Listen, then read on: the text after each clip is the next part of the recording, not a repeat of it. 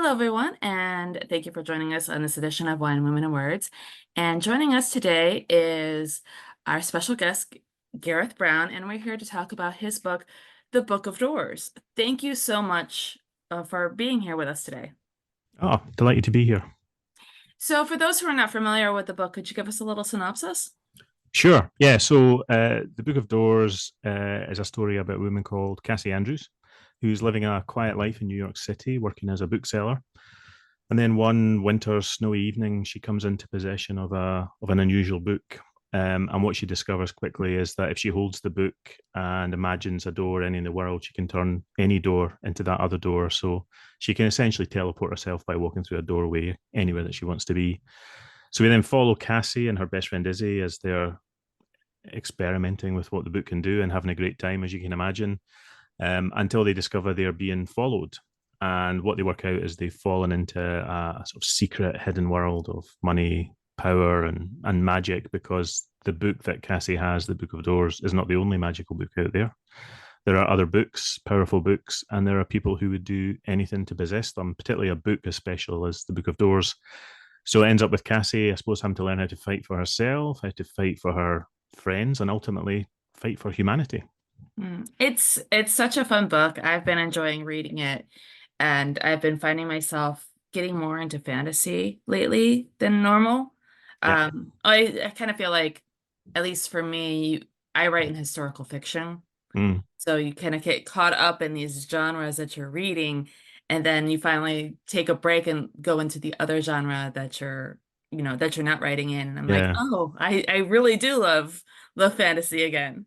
Yeah, it's bizarre because I don't think of myself as a fantasy writer, funnily enough. And actually, I don't, for a long time, I haven't read a lot of fantasy. I only really started reading fantasy in the last 2 or 3 years because my agent represents quite a number of fantasy writers in the UK. So obviously I sampled some of their other work.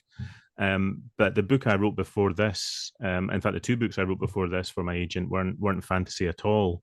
And this is probably soft fantasy. It's not really high fantasy. It's fantasy in the real world, but it definitely has those sort of fantastical elements in it. So I can see why people think that. But I don't read a lot of fantasy. I read probably more literature, crime, thrillers, historical, horror. Even I don't of all the things I read, fantasy is probably one of the ones I've read least of, and I know least about that world.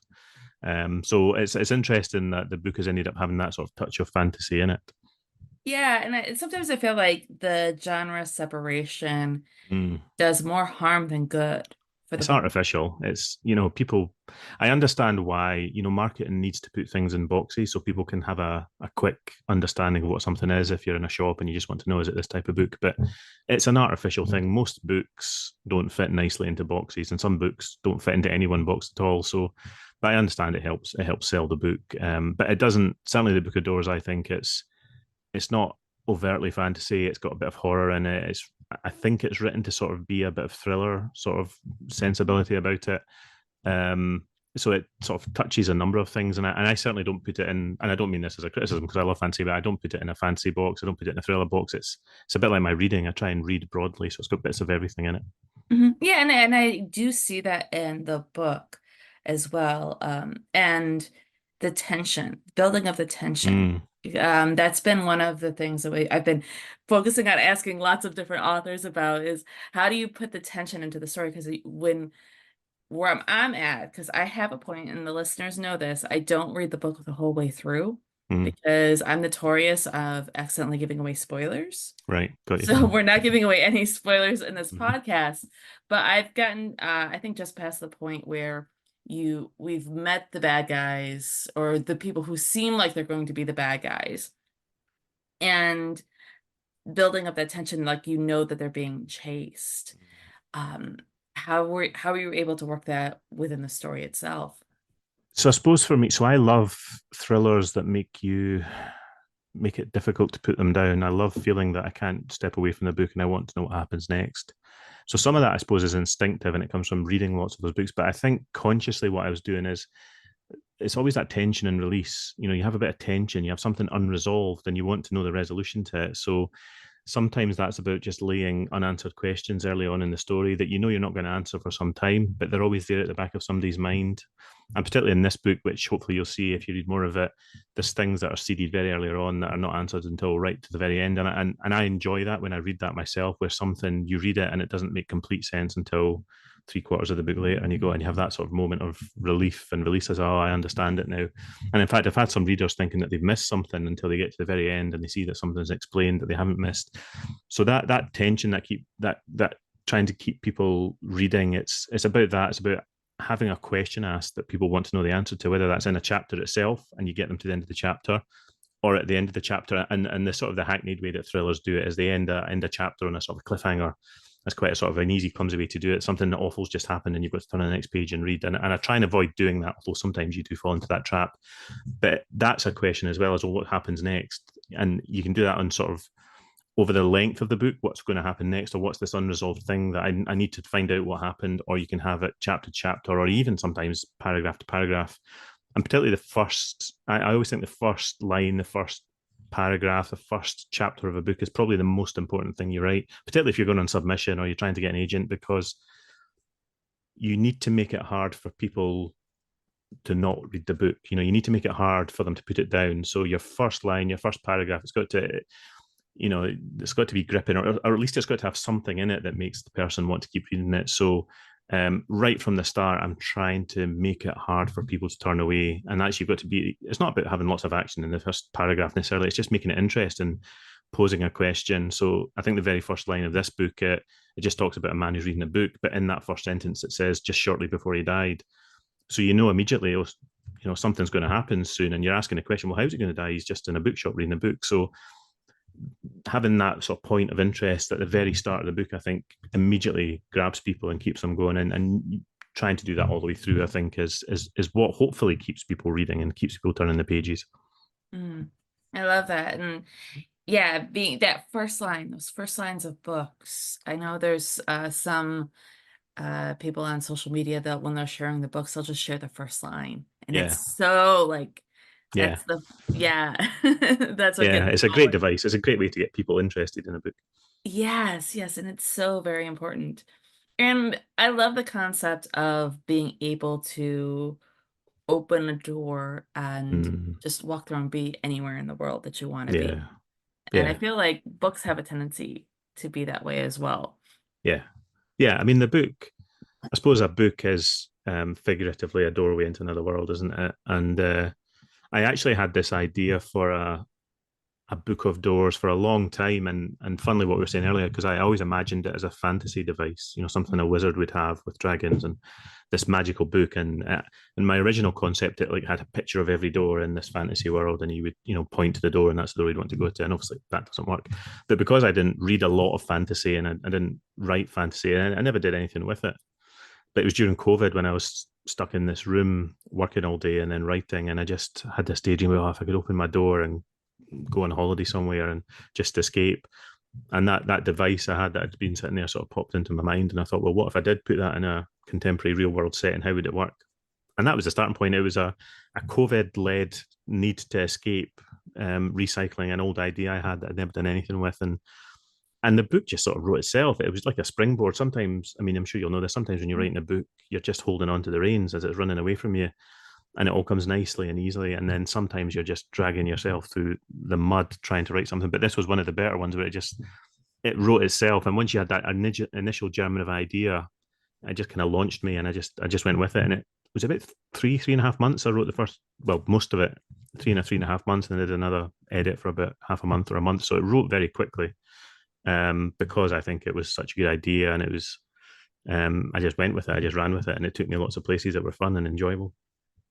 It's funny the books that have come out from the pandemic era, like the Yeah. elements of it, and I've said it multiple times where there's future generations are going to look back at the pandemic era books, like we look back at the Lost Generation books, Mm. and this real exploration of what was going on Yeah. during the pandemic while we're writing our novels. Yeah. What I think what will be interesting is, I mean, I don't know what it was like where you are in the States, but we had a whole generation of kids who didn't go to school for a year or more.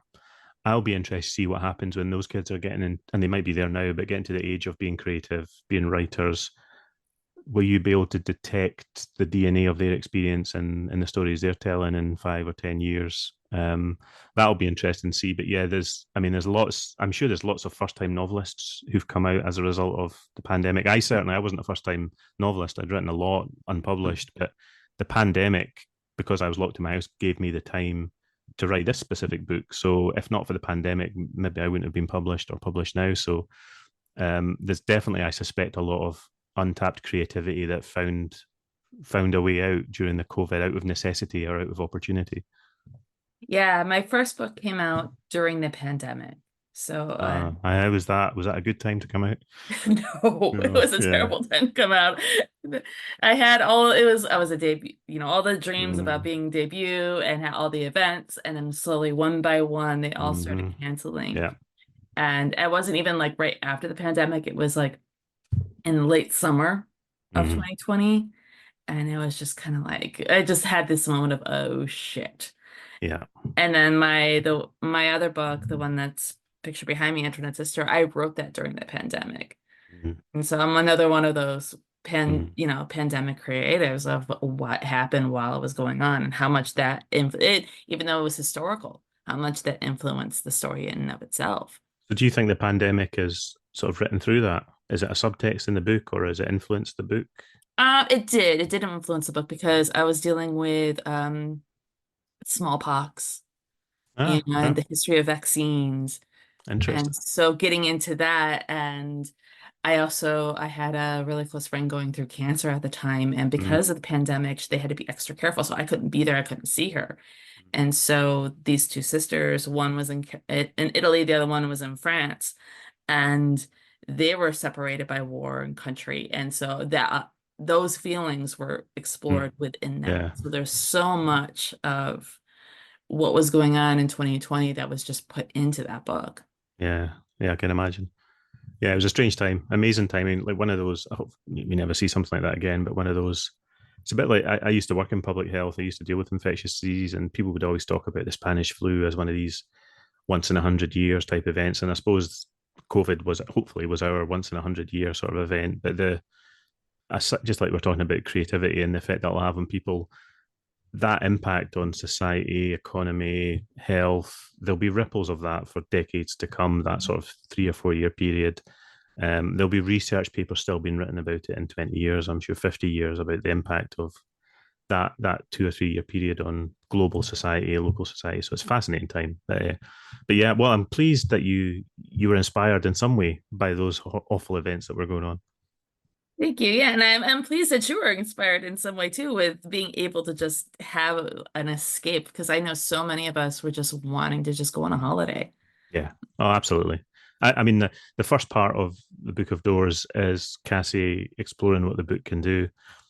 And it is essentially me just vicariously traveling through her to places I've loved. I have no shame about admitting it. She basically goes to all the places that I've been to and loved. And I can't travel anywhere. My wife and I love traveling. We can't go anywhere. So I'll just write about it instead. And it's also partly why I set the book in New York, because I love New York. And we'd not long been back to New York and we were talking about going again. And then pandemic came and I had this desire to go and I couldn't go. So I thought, well, I'll just set the book there and I'll write about it instead. That's the next best thing. So my desire to travel informed a lot about that book. Hmm. And I feel like as writers who also love to travel, that has a huge effect on our work too, because Yeah, we can travel vicariously through our books. yeah. I mean, the reasons I like to travel, I think, are at least in some ways the same reasons I like to read because it is going somewhere I wouldn't otherwise go. It is escaping. It is seeing new things, experiencing things through other people's eyes. In a sense, you do that when you travel, Mhm. particularly if you go to places that are very different from where you're from, and you definitely do that when you're reading. So books are the traveling in your armchair, and traveling is the traveling not in your armchair. So they're very similar in that way. They're both escapes and both, I suppose, good for the soul in different ways. So one of the questions that we'd like to ask, the one time we get super serious on this Mm, podcast, we have this survey that we give to all the authors. Um, my co-host Michelle, who unfortunately couldn't be here today, she's loving the book, by the way, so Oh, she's great. very upset that she couldn't Fabulous. make it today. Um, she is very much, she likes to have everything planned out in her world. Mm, She loves having to-do lists. She loves having everything like in certain places, and they stay in those are their homes. But when she's writing, she's very much a pantser. She just, when she shows up that day, yeah, she's as surprised as the characters are with what happens. yeah. Me, on the other hand, to-do lists give me anxiety. Mm, I just I'm okay with chaos. Chaos is a wonderful thing. But when it comes to my books, mm, I am very much an outliner. Like to have my tent poles. I like to know where I'm going. Those sorts of things. I allow for some surprise in the book, but I need to have a roadmap. yeah. So, our question to our authors: uh, Are you a plotter like myself, or are you more like Michelle, where you're a pantser? No, I'm a pantser. I've tried plotting before. Mhm. I tried writing a few sort of police procedural type books, thriller books, and I think you need to plan those more. And what I found was I just found it boring then to write because I knew what was going to happen. And for me, the writing, what I enjoy about writing is almost as if I'm reading. I like discovering the story as I'm going and being surprised by things. And of course, you can still do that when you're planning, but I think I'm probably a bit impatient. So when for example, the Book of Doors, when I had the idea and when I sat down to write it, I only had the first scene, the very first scene in the first chapter, and I had one scene that comes much later in the book that I knew I wanted to do, although I didn't know exactly where it would come. And then I just get a buzz of excitement about, oh, what's going to happen next, and I just want to start writing it. So, and I know it can be terribly inefficient to be a pantser. I'm very aware of that. The book I wrote after Book of Doors, I must have written about 240,000 words to get 100,000, 110,000 novel out of it because I just didn't know. And I was writing and rewriting and trying to find my way to what the actual story was by writing lots of different variations, which is terribly inefficient. And it took me about 8 months. Um, but I also enjoy that sort of process as well, as much as it annoys me. It's kind of strange. I'm probably a bit odd. When I was at university, I used to like going to exams with the minimal of preparation just to see how I would do. I Okay. would like it was like a personal test as well. I've not done any prep. I'm going to see how I can do without any prep. And I knew I would get better marks if I prepared, but I could still get okay marks without preparing. So it was like almost like a an ego-driven test of my own ability. And I suppose I'm a bit like that with writing. Is I just like the challenge of can I just start and see where I end up. And with the Book of Doors. I mean, the Book of Doors wrote itself very easily, although there were some things I couldn't work out, and I had to go back and rewrite some things. But I did it in about 3.5 months. Whereas the one after it, as I said, took me about 7 or 8 months. So a 3.5 months one is a good one, and a 7 months one is a bad one. But I'm usually somewhere in between that. I can usually complete a book in 4 to 5 months. Um, and I think I enjoy it. I don't think I could. The number of things that are in the Book of Doors that I don't think would have been in there if I'd planned it or I tried to know everything about the book from the outset. And I think the Panson thing also helps with the making it compelling and making it thrilling because, and again, this is that sort of strange masochistic test to myself. Sometimes I'll get to the end of a chapter and I'll ask myself, what would surprise me if it happened now? And then I'll stick that in. And then the next day I have to work out, well, what do I do about that then? Sometimes that doesn't work, and sometimes you just create a rod for your own back. And sometimes it does work, and you get really good ideas out of it.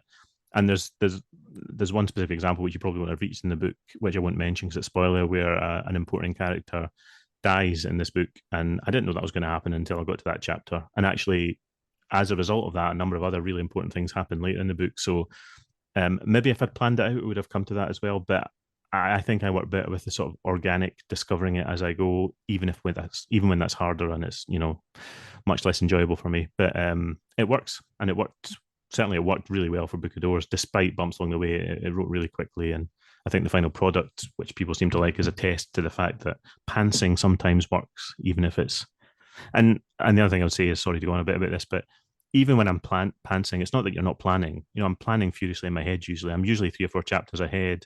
I usually have certainly by the time I'm halfway into the book, I have a broad shape of where I'm trying to go. So it's not like you don't plan at all and you just turn up and write what do I do today.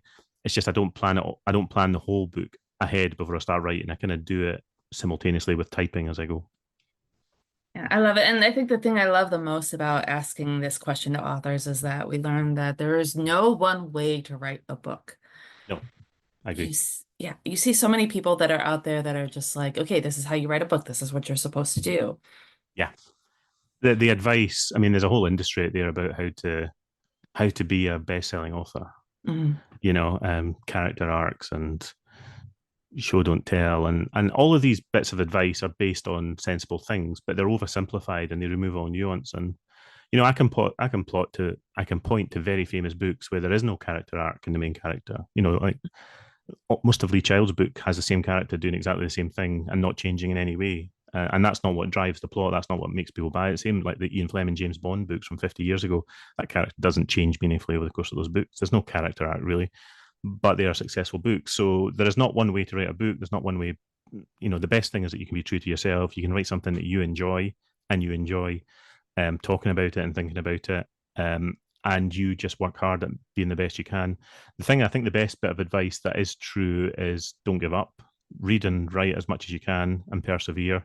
If you it's such a hard industry, being published. I mean, if you just want to write, give up if you want. But if you want to be published, you're going to get knockbacks all along the way. And at every stage, I think, oh, I've got through the door. I'm in the hallowed ground now of being a published author. But you always have to keep competing. I think you have to keep proving yourself. There's no, unless you're a Stephen King or something, there's no guaranteed success. There's no guaranteed third or fourth or fifth book. So you have to persevere and you have to be willing to get knocked back and you have to be professional about it. You have to keep writing, keep working at it. Be be as professional as you can with those in the industry. Be nice to them, be polite, and people will want to work with you and want to help with you. But everything else is, write what you want to write and just make it as good as you can. Don't follow advice in books. Don't, you know, speak to other authors, speak to readers, and listen to what they say. But make your own mind up about what works or doesn't work. Yeah, it's, and I know for me, I've taken for my journey just bits of information from different authors and like, okay, this is what works for me, so I'm gonna try to apply Yeah, this to me and see if this works. yeah. Try different things if it works for you. Take and that sort of magpie approach of take bits of things from people that you respect. You don't have to slavishly follow them, but if you take something from them and take something from somebody else, and you'll jigsaw puzzle up yourself, your own approach over time, and you'll also do that by learning and writing and experimenting and making lots of mistakes. The best thing Mhm. you can do is write rubbish books. I wrote rubbish books for 20 years. And gradually you write better books. That's the best thing you can do. Mhm. I love that. Yeah, and especially that first draft. I feel like there's so many, especially new authors. I was talking to someone recently and they're like, "Oh, I want to be an author too." And I've Mm, got I just give up after like 25,000 words. yeah. It's just Yeah. I feel like we've all been there at some point. Yeah. I listened to another podcast where one author said something like, you have to write, it must have been something like you have to write 400,000 words before you can write a good book. That feels like about four sort of average sized books. And I was thinking, is that all I had to write about 20 years worth of books before I could write a decent book? So everybody's journey is different. I wanted to be a writer when I was a teenager, and I was convinced I would be published and famous and rich by the time I was 25, and I'm much, much older than that now. But I know that if I'd been published before now, it wouldn't have been as good. And the Book of Doors, is the best thing I've written. Even the thing that got me my agent, which was two books earlier, which I still think is a good book, wasn't as good as the Book of Doors in many ways. So as long as you can feel that everything you're writing is better than the last thing you've written and you are progressing, you're on the right track. And perseverance really matters as well. Don't give up. The longer you keep writing, the better you'll become. And apart from anything else, it's a numbers game. The more chances you have to find somebody who'll like your book. And it might be when you're 50 or it might be when you're 25. You might be one of these lovely young people who get a seven-figure deal straight out of university. Or you might be an old and grey person. But as long as you're enjoying it and you keep doing it and you do it for the love of it and not because you're desperate to make a fortune, you'll get there in the end, I'm sure. Mm. That's wonderful and sound advice on it. And this is your third book. I know I've talked to some people who have felt the pressure when it comes to writing. Did you find it with your third book or was it with your second book where you just like you've got a book written and now you're like on that third book and now it's like, oh crap, this is like make it or break it. So this is the first book. This is the first book published. Book of Okay. Doors. It was my debut. I Okay. did feel so. The book deal I had in the US and the UK was a two-book deal, and I wrote two. I had two attempts at my second book, so I think I did feel the pressure. So I was writing my second book before Book of Doors came out, so I think I did feel the pressure from a contractual sense because I like getting things done. I was like, oh, I've got to give them a second book. I've got to get it done. So as soon as I'd finished Book of Doors, I just started writing, and in that pantser way, I didn't know what I was writing. I was just, I'll just keep going and I'll get something. And I wrote probably not a very good book. well, no, not a very good book. And I gave it to my agent. He sort of gave me a sideways glance and said, I don't think this is your second book. So I was like, no, you're probably right. So I went away and I wrote something else, which was that book I was talking about that took me 8 months. And I finished that just before Christmas. But now, as I'm starting to think about what might be my third book, if I'm lucky enough to get a third book, having seen the response that there has been to Book of Doors, I do feel a bit of the pressure about, particularly if I do a sequel, because there is a possibility of doing a direct sequel to Book of Doors. A lot of the very positive things that people have said about Book of Doors, I start getting into my own head about, should I do something very similar, or should I try and go against expectations and do something different? And is it going to be as good as Book of Doors because it has all these things I didn't know, and now it turns out that they were good? And I think that's you have to get out your own head sort of thing. Just forget all the noise and just try and write the book that you would have written if you hadn't had one published and you hadn't seen all the reviews of the people who've loved it and hated it, and try and not read the reviews, which is very hard. So I think the pressure is there, and now the pressure is probably different. It's probably a so the publishers have invested in me. Can I give them something that justifies that investment? They had the first book and they saw the first book when they gave me the check or the contract. They've got the second book, and I'm still waiting to hear if they want that or not. But even if they take that, am I going to give them something good enough for a third book? Am I going to get a deal? Am I, particularly with industry as it is these days? There is a sort of fadism about a big splashy debut author, and then the next big splashy debut author comes along the next year, and well, I've had my moment in the sun, and then I'm on a sort of slow decline into not writing again. So all of that is in your head, all of that undoubtedly, and I'm a pretty laid back, sort of reasonably confident person. So I'm not overly struck by anxiety or anything. So I can imagine if you're more of an anxious person, that will really rack you. But it is in my head, and I'm trying very hard not to let it be in my head and just think, just write the story. Just write the story as if you didn't have a contract, as if you didn't have an agent. Just write the story that you would enjoy reading, because that's what I did with Book of Doors. That's what I did with the books that got me my agent. So yeah, I mean, have you found that? Have you found, because you've had several books, have you found Well, pressure? I've only had two published, and I've got a third that's on submission, and I'm working on a fourth. And my second book, I didn't have the um, that sense of like, oh my God, this is that pressure. I didn't have it because I was writing my second book before my first even came out. So Yeah, I had that freedom to be able to like, okay, yeah, I'm still like this wonderful, awesome author. And so you have that bit of narcissism allowed to go on in my head to be able to write the second book.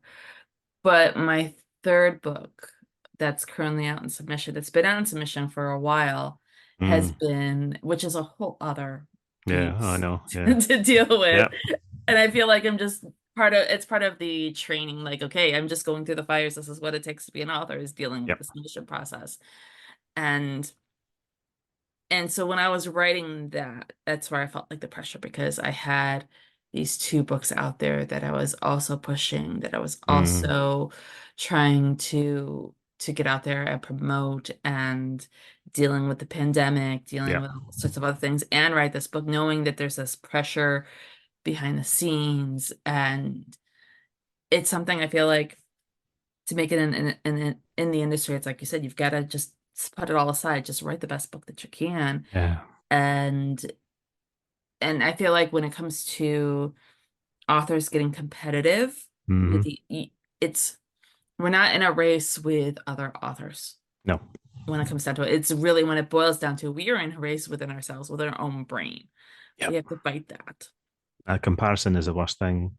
Because I could look at other authors, even other authors that debuted the same year as me, and you start drawing comparisons about, why did they get a special edition and why did they get that, and are they better than me, are they worse than me, all that, and that's just fuel for sadness and despair and destruction, and it takes your mind away from all the stuff that you have achieved. I mean, even getting an agent Mhm. is incredibly difficult to do. Getting, I mean, I died on submission for my first book with my agent. I had a book I thought, like I said, I thought, oh, I've got through the gates. I'm a published author. I'm going to be fabulous. And I had this book that I loved, and it went out in submission. And, we got some nice words back, but nothing happened after 12 months. And I was like, oh, pits of despair again. And then I wrote a second book. As I said, that my agent said that, well, a second book before I was published, and about a pandemic, in the midst of a pandemic. And my agent thought nobody's going to buy that. And he was right. So I was like, oh, I have to write a third book. Um, and all these things are, lessons along the way. But you get the third book, or I got the third book, got published, got contracts in several countries, and all of these things are achievements. And the more I look at what I don't have, you forget what you do have. You forget about all the things that all those authors who would love to be in the position you're in, Mm. if you stop thinking about that and start looking at what you don't have, then that's just a recipe for disaster. And all I think you're right. All you can do is just write the next book and make it as good a book as you can, and hopefully it gets bought. And if it doesn't, you write the next book. I mean, you can't control any of that. All you can control is writing the book. So um, then maybe the industry will want you or me, maybe they won't, but you just keep writing the books and make them as good as you can, and hopefully somebody will want them.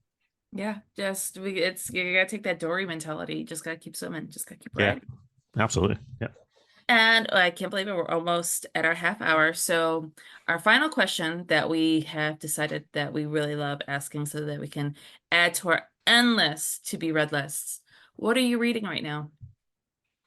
What am I reading right now? Oh, I've just finished reading Stuart Turton's Last Murder. Sorry, I need to check the name because I'll get it wrong. Last Murder at the End of the World. Ooh. Stuart Turton has got the same agent as me. He's written three books. He writes quite sort of clever, sort of thriller, high concept sort of thing. So this is about post-apocalyptic, but in quite a nice sort of cozy setting initially, at least, and a murder happens, and sort of explaining lots of secrets and why it happened and all that kind of stuff. So that was a good read.